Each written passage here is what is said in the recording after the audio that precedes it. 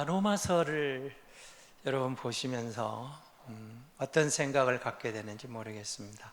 교리다 그러면 교리하면 여러분 선입관이 딱딱하다 이런 생각을 갖게 되는데 사실 그렇지 않습니다. 교리를 알아야 우리의 신앙이 든든하게 흔들림 없이 서가게 되는 거죠.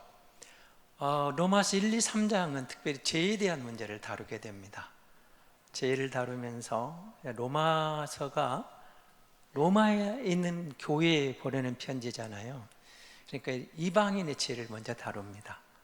로마에 있는 성도들인데 개종한 성도들이겠죠. 그래서 이방인에 대한 죄를 다루게 되고 2장에 가시면 여러분이 유대인의 죄를 다루게 됩니다. 그러면 우리가 선민이라 하는 너희는 괜찮냐? 너희도 죄인이다. 그렇게 말하고 오늘 이제 3장에 오게 되면 결국 모든 사람이 죄인이다. 오늘 3장 23절에 모든 사람이 죄를 범하였음에 하나님의 영광에 이르지 못하더니 결국 우리는 하나님 앞에 죄 문제 때문에 절망할 수밖에 없는 죄인이다. 유대인도 이방인도 모두가 똑같은 죄인이다. 그렇게 말을 하는 거죠. 그래서 그 바로 오늘 본문 앞부분에 보면 우리 모두가 죄 아래 있다. 죄 아래 있다는 말은 다른 말로 바꾸면 심판이 기다리고 있다. 그런 뜻이겠죠. 근데 오늘 본문은 우리가 알거니와 19절 그렇게 시작을 합니다. 물론 율법을 말하는 자는 율법 아래에 있는 자들에게 말하는 것이니 이는 모든 입을 막고 온 세상으로 하나님의 심판 아래 있게 하려 함이라. 율법 아래서 모두가 죄인이라면 심판을 피할 길이 없다. 피할 수 있는 사람은 단 한 명도 없다. 유대인도 이방인도 모두가 율법 아래서 하나님의 심판을 면할 길이 없다. 그렇게 말합니다. 그런데 그러므로 20절입니다. 율법의 행위로 그의 앞에 의롭다 하심을 얻을 육체가 없나니 율법으로는 죄를 깨닫게 함입니다. 율법의 행위, 율법을 다 만족시켜서 율법의 요구를 다 충족시켜서 의롭게 될 구원받을 인생이 없다. 그래서 율법으로는 죄를 깨닫는다. 율법의 역할을 이야기합니다. 그런데 이제는 21절 율법 외에 하나님의 한 의가 나타났으니 율법과 선지자들에게 증거를 받은 것이다. 의가 나타났어요. 그 의가 뭐죠? 22절입니다. 곧 예수 그리스도를 믿음으로 말미암아 모든 믿는 자에게 미치는 하나님의 의, 예수 그리스도 그가 왔다. 율법이 증거했던 그가 오고 예언했던 선지자들의 예언이 바로 하나님의 의이신 예수 그리스도 그 안에서 우리가 의롭게 되었다. 차별이 없는 복음이 주어졌어. 그래서 모든 사람이 죄를 범해서 하나님의 영광에 이르지 못했지만 그리스도 예수 안에 있는 24절입니다. 속량으로 말미암아 하나님의 은혜로 값없이 의롭다함을 얻은 자 되었다라고 말합니다. 우리가 예수 그리스도를 믿음으로 구원받은 은혜로 구원받은 하나님의 자녀입니다. 그렇다면 우리 율법은 뭐냐 하는 문제가 다가옵니다.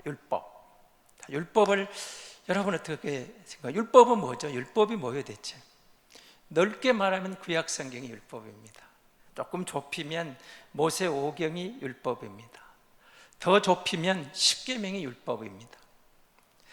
그 율법이 그러면 우리에게 뭐냐? 요게 남아있는 거죠. 그럼 율법으로는 다 떠날 수 있는 건가? 그렇지 않죠. 주님은 율법을 폐한 적이 없습니다. 율법을 완성했다 그렇게 말합니다.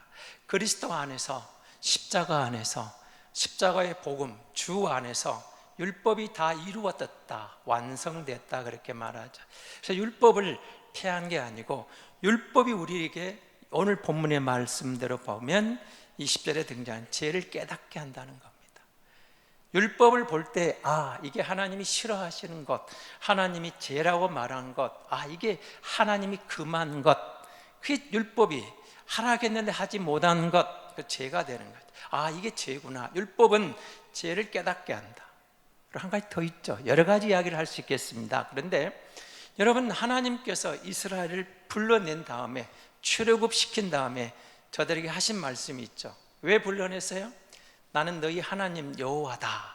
그리고 너희는 내 백성이다. 이걸 강조합니다.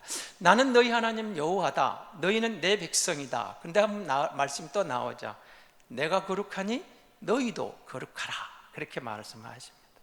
그럼 율법의 역할이 뭐였을까요? 죄를 깨닫게 합니다. 그 다음에 율법은 우리로 하여금 거룩하신 하나님을 따르는 하나님의 백성이 나아가는 길, 살 길, 하나님의 백성이 거룩으로 나아가는 길로 율법이 역할을 감당하고 있다고 말해주고 있는 거죠. 그래서 여러분, 그런 면에도 여러분 율법 앞에 서면 여러분 어떤 생각이 듭니까?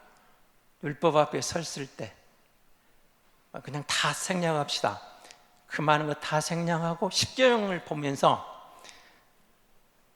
이제 6월 마지막 주일입니다. 오늘은 6.25 기념주일이기도 하죠. 여러분 마치면서 한번 생각을 해보십시오. 새로운 7월을 맞아가는 6월 마지막 날, 7월 첫날에 여러분 십계명 앞에 한번 서 보십시오. 그리고 나는 그 십계명 앞에 내가 십계명을 다 순종하고 살아왔는가? 사실 그것마저도 다 순종하고 살았다면 조금 자유로웠을 텐데 솔직히 그렇지를 못합니다. 그럼 그 위에 여러분 율법의 역할이 뭐예요? 뭘 하라고 하는 거예요. 율법의 역할이 뭐예요? 뭐 하지 말라는 거예요. 우리는 어떻게 돼요? 우리의 본성 율법을 만족을 못 쓰니까 하라는 것을 안 해요.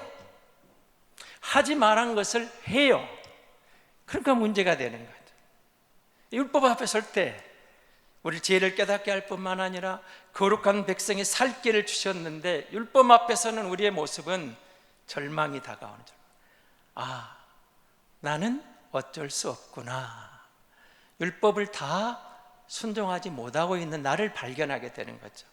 그런데 은혜의 복음이 뭡니다. 복음이 와서 그리스도가 십자가 위에서 내가 다 이루었다. 믿음으로 사는 길. 그래, 너는 그렇게 못한 줄 알아. 너는 그것밖에 안 되는 줄 알아. 너는 율법 앞에 절망감을 느끼면서 좌절함을 느끼겠지만 걱정하지 마. 내가 십자가에서 이루었어. 믿으면 되는 거야. 그렇게 말하는. 그렇다면 율법과 복음의 중요한 차이점이 등장하는 거죠. 율법은 우리에게 뭘 계속 요구해요. 거짓말하지 마. 거짓 증거하지 마. 내 부모를 공경해. 안식일을 기억하여 거룩히 지켜. 도둑질하지 마. 살인하지 마. 간음하지 말라고 계속 우리 다가옵니다. 그런데 우리가 다 지켜낸 것도 있지만 하나라도 범한 것은 다 범한 거나 마찬가지가 되겠죠. 절망이죠. 복음은, 은혜는 뭐라고 말합니까? 그냥 와. 수고하고 무거운 짐진 자들아 다 내게로 오라. 내가 내 일을 쉬게 했다. 내가 다 이루었다. 복음이 와요. 그리스도가 와요. 하나님의 의가 나타나서 믿으면 돼. 걱정하지 마. 내가 다 이루었어. 율법은 요구하고 복음은 거저 준다고 말하는 거예요. 율법은 우리에게 다가와서 말하는 거예요. 이거 해, 하지 마. 그게 요구하는 조건이죠. 은혜는, 은혜의 복음은 내가 너에게 거저 줬어. 값없이 줬어. 이리 와. 대가가 필요 없어. 내가 너에게 준 이 선물, 은혜의 복음, 이 복음을 믿으면, 나를 믿으면, 하나님의 의를 믿으면 너는 그 고민 안 해도 돼. 걱정하지 마. 내가 다 이루었어. 값없이 받으면 돼. 그 유명한 비유가 여러분 마태복음 20장에 보면 등장하죠. 은혜를 강조한 비유입니다. 뭐죠? 포도원 품삯 이야기입니다. 아침 6시에 일을 해서 저녁 6시에 마쳐요. 그런데 6시에 포도원에 들어간 사람이 있습니다. 9시에 들어간 사람이 있습니다. 12시에 들어간 사람이 있어요. 오후 3시에 들어간 사람이 있어요. 더 심한 게 15시, 그러니까 오후 5시에 들어가요. 그런데 품삯을 줍니다. 1시간 일한 사람들에게 하루 품삯을 주는 거예요. 그러니까 먼저 온 사람들은 기대가 부풀어졌어요. 야, 오늘은 보너스를 받겠다. 기대를 하고 있죠. 1시간 일한 사람에게 하루 품삯을 준다면 하루 종일 수고한 나는, 아침부터 9시간 일한 나는 아침부터 이렇게 6시간이라는 나에게는 뭔가 다르겠지, 그런 기대를 하고 갔어요. 그런데 똑같이 하루 품삯을 줍니다. 먼저 온 사람들이 원망합니다. 이게 말이 되냐? 1시간 일하는 사람에게 이렇게 똑같이 하루 종일 일하는 우리가 똑같이 대우하는 게 말이 안 된다는 거죠. 불평하고 원망합니다. 여러분은 어떻게 생각합니까? 여러분과 우리도, 저도 아마 똑같을 것 같아요. 1시간 일하는 사람이 하루 품삯을 주면 하루 종일 일한 그 사람에게는 뭔가 더 주는 게 당연하다고 우리는 생각을 하는 거죠. 그게 세상의 법칙입니다. 그런데 그 주인이 이렇게 말하는 겁니다. 나는 너에게 불의한 적이 없다. 1시간 일한 이 사람에게 내가 하루 품삯을 주는 것이 내 마음이야. 내 걸 가지고 내가 그렇게 선을 베풀었는데, 내가 그에게 은혜를 베풀었는데 그게 뭐가 잘못인데? 너는 나와 약속한 하루 품삯을 받았잖아. 내가 안 준 게 아니잖아. 절반만 준 것도 아니잖아. 너는 나와 약속을 받았어. 나는 은혜 베풀 자에게 은혜를 베풀어서 1시간을 일했든 4시간을 일했든 7시간을 일했든 12시간을 일했든 뭘 동일하게 은혜를 베풀었어. 은혜 베푼 게 뭐가 잘못인데? 은혜의 원리를 말하고 있는 거예요. 내가 온 것은 율법 앞에 절망하는 모든 사람들에게, 이방인에게도 유대인에게도 이 은혜를, 복음, 은혜를 주어 이 복음으로 하나님 앞에 나오는 길을 열어주는 거예요. 너희가 불가능할 때, 할 수 없는 그것, 율법이 할 수 없는 그것, 너희가 율법을 충족시킬 수 없을 때, 절망감을 느낄 때, 좌절할 때, 탄식할 때, 주저앉을 때 복음이 와서 하나님의 의가 드러나서 은혜로 믿으면 사는 길을 열어주었다, 그렇게 말하는 겁니다. 우리가 율법 아래 있지 않고 은혜 아래 있다, 포도원 품삯을 통해서 분명하게 말하는 겁니다. 하나님은 우리에게 은혜 베푸시는 주인으로 등장하시는 거죠. 은혜 베풀 자에게 은혜를 베푸시는 분입니다. 값없이 주시는 분, 값없이 주시는데 보십시오, 우리에게 대가 없이 믿으면 사는 길을 열어주셨어요. 은혜의 복음이 우리에게 왔습니다. 그래서 은혜를 값없이 주는데, 요한복음 1장 16절은 이렇게 말합니다. 우리가 그의 충만한 데서 받으니 은혜 위에 은혜로다. 무슨 말인가요? 값없이 은혜를 주셨는데 은혜에 은혜를 주었다는 거예요. 더 깊은 데로 은혜를 주신 거예요. 여러분, 우리가 이 은혜를 받아 감사하고 있는데 그 은혜 가운데 또 다른 은혜를 경험하니까, 또 다른 은혜를 경험하면 더 깊은 은혜 속으로 들어가면서, 아, 하나님의 은혜입니다. 살아온 것이 은혜입니다. 살아가는 것이 은혜입니다. 살아갈 날도 은혜인 것을 믿습니다. 하나님의 은혜가 이렇게 놀랍습니다. 그런 고백을 하는 거죠. 그래서 우리에게 이렇게 말하는 겁니다. 예수께서 이르시되 나는 생명의 떡이니 내게 오는 자는 결코 줄이지 아니할 터요 나를 믿는 자는 영원히 목마르지 아니하리라. 우리에게 은혜를 주어주시는데 풍성하게, 값없이, 다함이 없는 은혜를 허락해 주신다는 거죠. 그래서 이 부분을 바울은 로마서 5장 21절에서 이렇게 말을 합니다. 로마서 5장 21절입니다. 이는 제가 사망 안에서 왕노릇 한 것 같이 은혜도 또한 의로 말미암아 왕노릇하여 우리 주 예수 그리스도로 말미암아 영생에 이르게 하려 함이니라. 은혜를 풍성하게 부어주십니다. 은혜를 넘치게 부어주시는데 은혜가 우리 안에 왔어요. 값없이 왔는데 은혜가 값없이 온 그 은혜가 이제 우리를 왕노릇하는데, 하나님의 풍성한 은혜를 우리에게 부어줬다는 것을 말합니다. 바울은 이 부분을 에베소에서, 오늘 집에 가시면 에베소서 1, 2, 3면 한번 읽어보시기 바랍니다. 1장 7절에서 이렇게 말을 합니다. 우리는 그리스도 안에서 그의 은혜의 풍성함을 따라 그의 의로 말미암아 그의 피로 말미암아 속량 곧 제사함을 받았느니라. 은혜의 풍성함을 받았다는 거예요. 그런데 2장 7절은 이렇게 말합니다. 그 은혜의 지극히 풍성함을 오는 여러 세대에 나타내려 함이니라. 이제 3장으로 넘어갑니다. 3장에 가서 바울은 이 부분을 이렇게 말합니다. 모든 성도 중에 지극히 작은 자보다 더 작은 나에게 이 은혜를 주신 것은, 왜 내게 은혜를 주셨는가를 설명합니다. 측량할 수 없는 그리스도의 풍성함을 이방인에게 전하게 하려 함이니라. 3장 8절입니다. 그러니까 1장에서 풍성한 은혜를 말합니다. 2장에서 지극한 풍성한 은혜를 말합니다. 3장은 측량할 수 없는 은혜를 말하는 겁니다. 은혜가 어떻게 가는 것 같아요? 더 깊어져요. 지극한 은혜를 입었는데 더 풍성한 은혜가 안에 들어가고, 측량할 수 없는 은혜, 마르지 않는 은혜, 다함이 없는 은혜, 놀라운 은혜를 하나님이 부어주셔서 지극히 작은 나에게 하나님의 은혜의 복음을 전할 수 있도록 나를 부르셨다는 거죠. 그래서 그 은혜를 말하면서 바울은 로마서 5장에서 이제 왕노릇 한다고 말합니다. 여러분, 우리 율법이 주어지고 나면 율법이 우리에게 어떤 능력을 줄까요? 율법은 요구하지만 능력을 주지는 않습니다.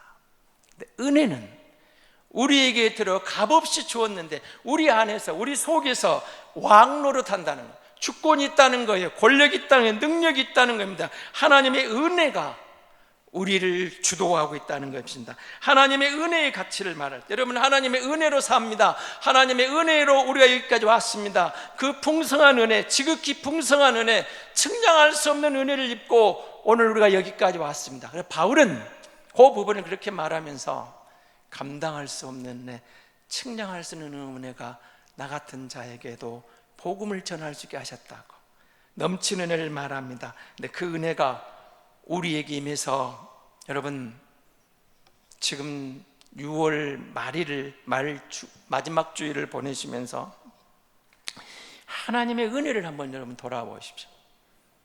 내게 주셨던 하나님의 은혜, 하나님의 은혜가 우리를 막아주셨습니다. 우리 옛사람은 분노하고 감정 조절이 잘 안 됐을 때 후회를 하게 되죠. 계속 강조했던 부분입니다. 거듭난 성도는 고의적으로 죄를 짓지 못합니다. 거듭난 성도는 화를 참지 못하면 5분이 못 가서 돌아서서 후회하게 돼 있습니다. 그런데 성령 하나님이 주신 은혜로 우리 안에 그 복음이 들어오고 보니까 그 하나님의 은혜가 왕노릇할 때 우리 감정을 다스리게 했어요. 우리 마음을 컨트롤하겠다는 거예요. 그 은혜가 나를 막아줬어요. 그래서 이 부분을 시편에서 시인이 이렇게 말합니다. 나의 걸음이 미끄러질 뻔하였습니다. 시편 73편에서 이런 표현을 씁니다. 분노함과 억울함과 말할 수 없는 온통함 때문에 막 감정이 솟구쳐 올랐는데 하나님의 은혜가 왕노릇해서 내 감정을 다스리게 하고 참게 하고 인내하게 하고 넘어가게 했어요. 그래서 시편 기자가 고백한 것처럼 미끄러질 뻔하였어요. 넘어질 뻔하였어요. 근데 은혜가 나를 주장했어요. 은혜가 나를 다스렸어요. 은혜가 나를 지배하는 순간에 인내할 수 있게 되었다는 거예요. 그 감정을 컨트롤할 수 있게 되었다는 거예요. 그 은혜가 나를 다스린 거죠. 여러분, 그 은혜가 우리를 붙잡아 주었습니다. 시련이 왔습니다. 환난이 왔습니다. 고난이 왔습니다. 고린도후서 12장에서 바울은 이 부분을 그렇게 말합니다. 자기에게 가시가 있어요. 육체의 가시. 하나님, 이 가시 좀 제거해 주세요. 내가 복음을 전하려면, 은혜를 전하러 가면 이 육체의 가시 때문에 얼마나 장애물이 되겠습니까? 이 은혜를 전달할 수 있도록 육체의 가시를 제거해달라고 기도를 했는데 하나님이 거절하십니다. 3번 기도했습니다. 하나님이 이렇게 말합니다. 내 은혜가 내게 족하다. 바울이 그 순간에 깨달은 게 있어요. 내 은혜가 내게 족하다. 그렇다. 내가 이 약할 때 강한 자 되는 것을 깨달은 거예요. 나의 부족한 가운데 하나님의 은혜가 나를 왕노릇할 때, 나를 지배할 때, 나를 다스릴 때 거기에 능력이 나타나는 경험하게 되는 거죠. 그래서 그렇게 고백합니다. 약할 때 강함 되십니다. 내 약함이 강함입니다. 주님이 나를 붙들어 주셔야 됩니다. 나를 붙잡아 주실 때 은혜가 내 속사람에서, 내 안에서 왕노릇할 때, 약할 때 강함 되시는 하나님의 은혜를 경험하게 되는 거예요. 하나님의 은혜입니다. 나를 붙잡아 주지 않았다면, 나를 붙들지 아니하시면 나는 넘어질 수밖에 없습니다. 나는 포기할 수밖에 없습니다. 하나님, 세상이 힘들어지는 순간에, 주저앉고 싶을 때, 포기하고 싶을 때, 환난이 오고 고난이 오고 역경이 닥치고 억울한 일이 오고 온통한 일이 오고 참으로 불평하고 원망하는 순간에 은혜가 내 안에서 역사적으로 역동하는 거예요. 나의 왕노릇하여 나를 붙잡아줘요. 넘어지는 순간에 미끄러지지 않게 합니다. 일으켜 세워줍니다. 하나님의 어린 양의 품 안에서 그 십자가의 은혜로 그 은혜를 생각하고 감당하게 합니다. 그렇습니다. 하나님의 은혜의 풍성함이 우리를 지켜주시는 겁니다. 그 은혜가 우리를 왕래로 다루면서 우리를 붙잡아 주시기 때문에 그때 내가 인내할 수 있었던 것입니다. 내가 감당할 수 있었던 것입니다. 내 이 길을 감당해내고 그 고난을 통과하고 여기까지 올 수 있었던 것입니다. 지켜주시고 보호하시는 것을 경험했던 거죠. 빌립보서 1장 6절에서 너희 안에서 착한 일을 시작하신 이가 그리스도 예수의 날까지 이루실 줄을 우리는 확신하노라.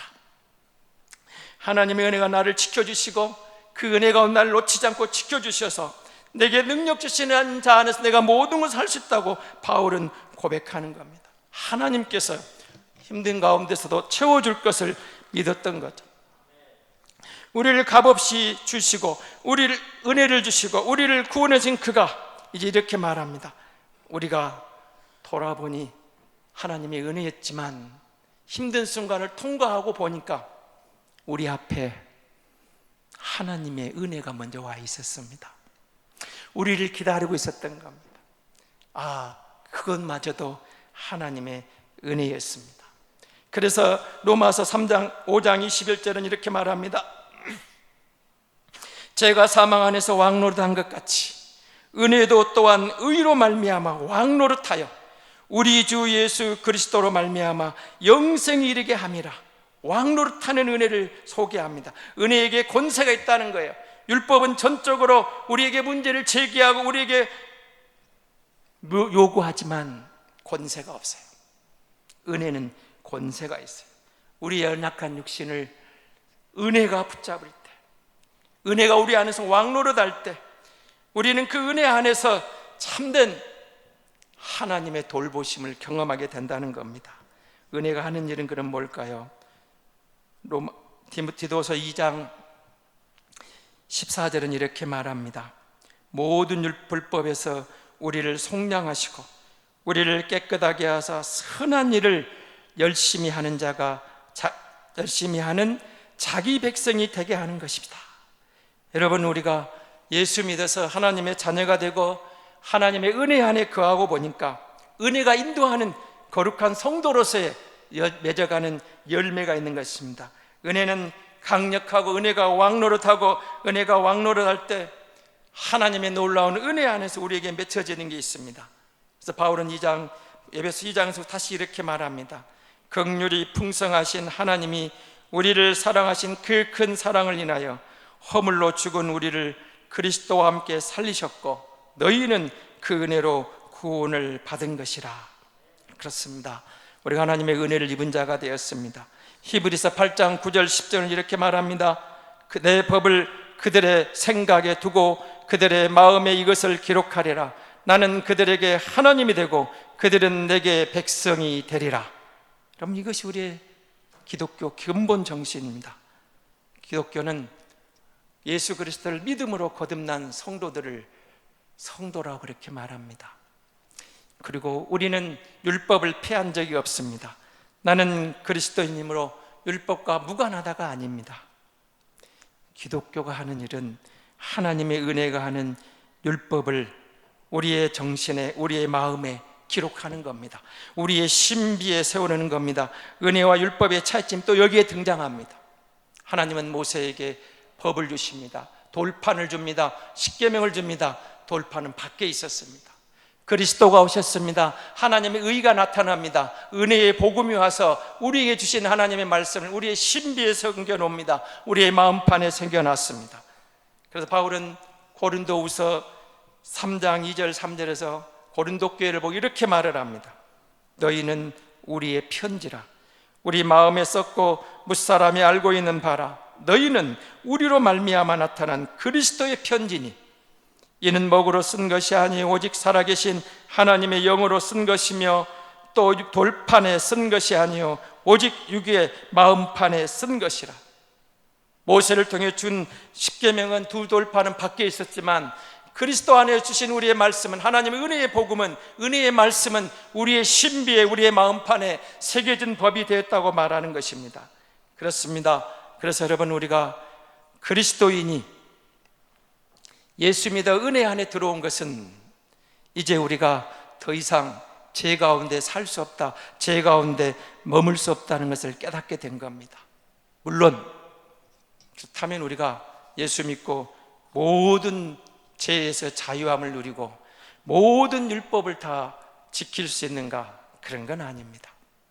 여전히 우리는 율법 앞에 서면은 때로는 무기력함과 절망감과 좌절감을 맛볼 수도 있습니다.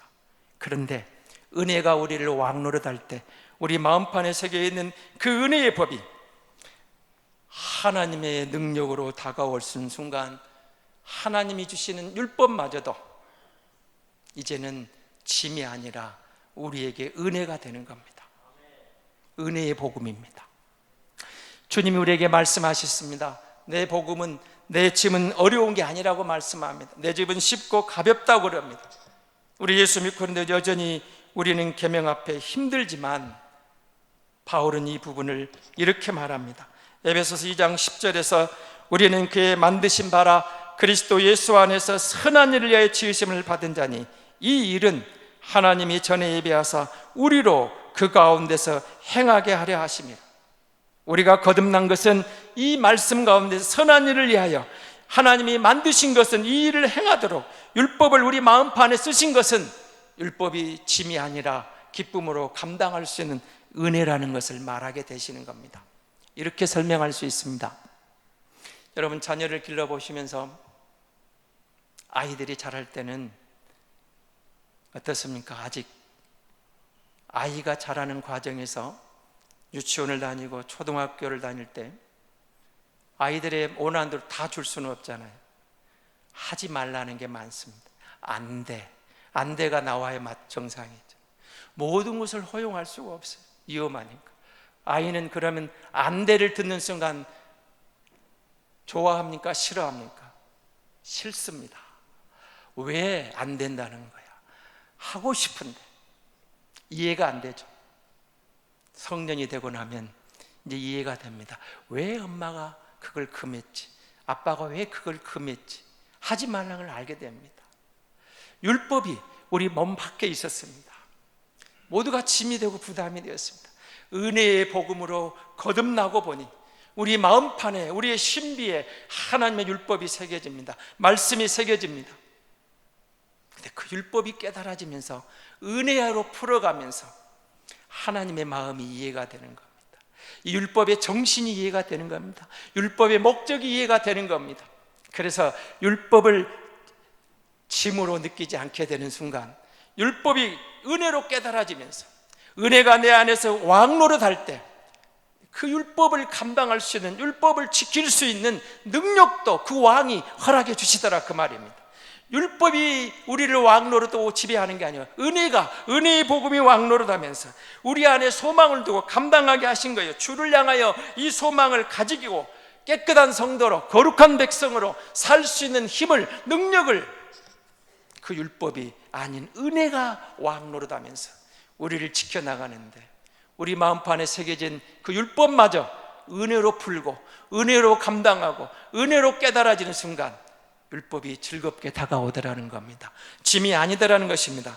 그래서 여러분, 진정으로 거듭난 성도는 율법 앞에 억울하다고 말하지 않습니다. 인정합니다. 맞습니다. 율법 앞에 나는 절망합니다. 감당할 수 없습니다. 나는 율법을 이룰 수가 없습니다.